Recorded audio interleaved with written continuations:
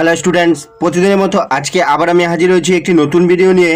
আজকে আমি আলোচনা করব সেকেন্ড সেমিস্টার মাইনর পলিটিক্যাল সায়েন্সের সিলেবাস নিয়ে।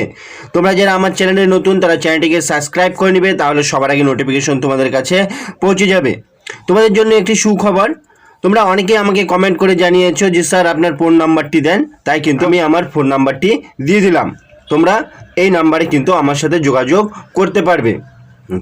কি বলছে সিলেবাসে, কি বলছে ফার্স্ট ইউনিট, প্রথম ইউনিটে কি বলছে, গণপরিষদ এবং সংবিধানের দর্শন। গণপরিষদ এবং সংবিধানের দর্শন, এখানে কি কি বলছে, গণপরিষদ রচনা, উদ্দেশ্য এবং কার্যাবলী, এই বিষয়গুলি সম্পর্কে তোমাদের পড়তে হবে।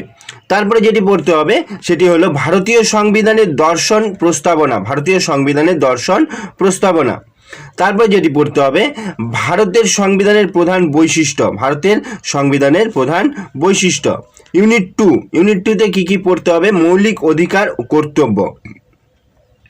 মৌলিক অধিকার পড়তে হবে, মৌলিক কর্তব্য পড়তে হবে, রাষ্ট্রীয় নীতির নির্দেশমূলক নীতিগুলো যে রয়েছে সেই নির্দেশমূলক নীতিগুলো কিন্তু পড়তে হবে।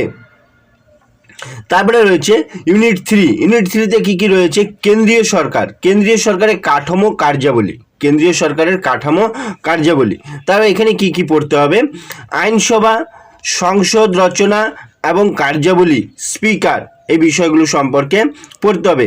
তারপরে পড়তে হবে কার্যনির্বাহী, রাষ্ট্রপতি, উপরাষ্ট্রপতি, প্রধানমন্ত্রী ও মন্ত্রী পরিষদ।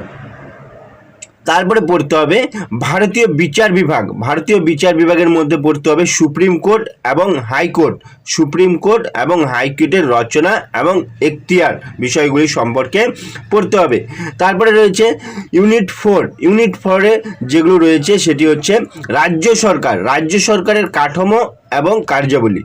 এখানে কি কি পড়তে হবে, আইনসভা, রাজ্যের আইনসভা রচনা ও কার্যাবলী।